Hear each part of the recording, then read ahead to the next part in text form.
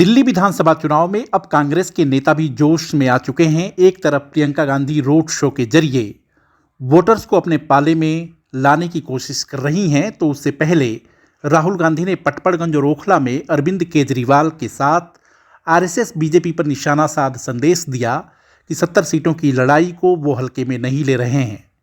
यानी कि कांग्रेस के स्थानीय नेता जिस अंदाज में केजरीवाल पर निशाना साध रहे हैं, अब उनके पीछे राहुल गांधी भी मुस्तैदी से खड़े हैं। लेकिन इन सबके बीच हम बात करेंगे कि आखिर कांग्रेस सूबा दर सूबा क्यों साफ होती गई और पिछले 11 साल से केंद्र की गद्दी उसके हाथ में नहीं है। इस विषय पर वंचित समाज दशा और दिशा के कार्यक्रम में राहुल गांधी ने तफसील से बताया कि कांग्रेस से आखिर गलती कहाँ हुई।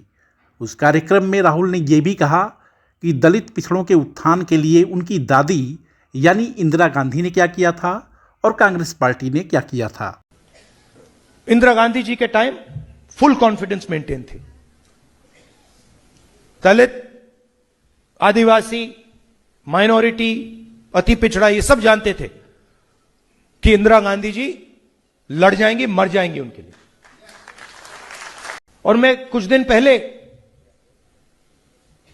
एम्स का वहां फ्लाईओवर के नीचे गया, रात के टाइम गया था।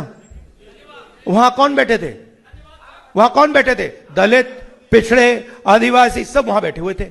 मनरेगा की लाइन में जाके देखो, दलित, पिछड़े, आदिवासी वहां मिलेंगे आपको। मगर इंस्टीट्यूशनल फ्रेमवर्क में, एजुकेशन सिस्टम में, हेल्थ केयर सिस्टम में, ब्यूरोक्रेसी में, जुडिशरी में मैं ये कह सकता हूं कि हां 2-3% लोगों को बैठा देते हैं, मगर पावर किसी को नहीं देते। अब इसे सुनने के बाद आप अंदाजा लगाइए कि चूक कहां हुई होगी। खैर, उतना दिमाग पर जोर देने की जरूरत नहीं है। राहुल गांधी ने कहा कि 90 के दशक में हमसे यानी कांग्रेस से गलती हो गई।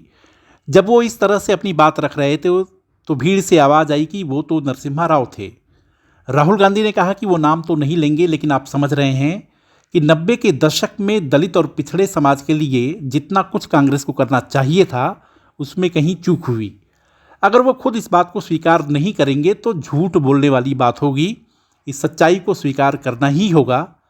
दलित या पिछड़े समाज के लोगों को सिर्फ राजनीतिक भागीदारी देने से बात नहीं बनेगी, बल्कि उन्हें सत्ता में भी नियंत्रण देना होगा, उन्हें एक मौका देना होगा, उन्हें नीतियों को बनाने में भागीदारी देनी होगी।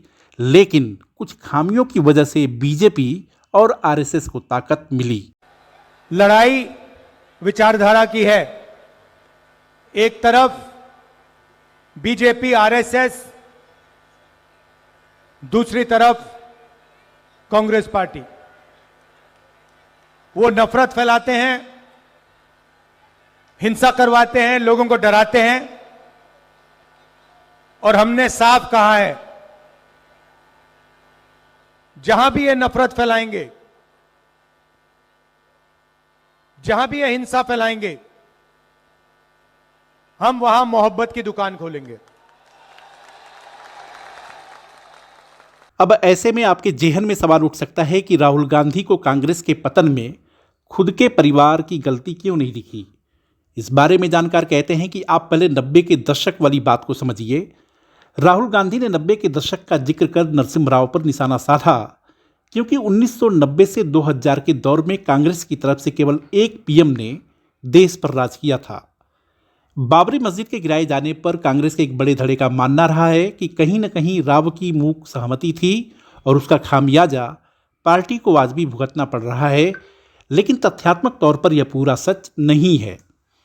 अगर ऐसा होता, बाबरी विध्वंस की टीस अगर आज तक होती, उसी तीव्रता के साथ होती, तो यूपीए 1 और 2 की सरकार नहीं बनी होती, अलग अलग सूबों में कांग्रेस की सरकार नहीं बनी होती।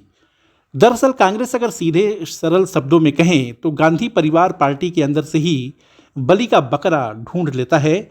यह अच्छी बात है कि राहुल गांधी ने माना कि अतीत में पार्टी से कुछ गलती हुई है, लेकिन पार्टी के पतन की साफगोई में वो अपने परिवार को पाक साफ क्लीन चिट देते हुए नजर आए। वीडियो को लाइक, शेयर और सब्सक्राइब करें। देखते रहिए इंडिया अड्डा।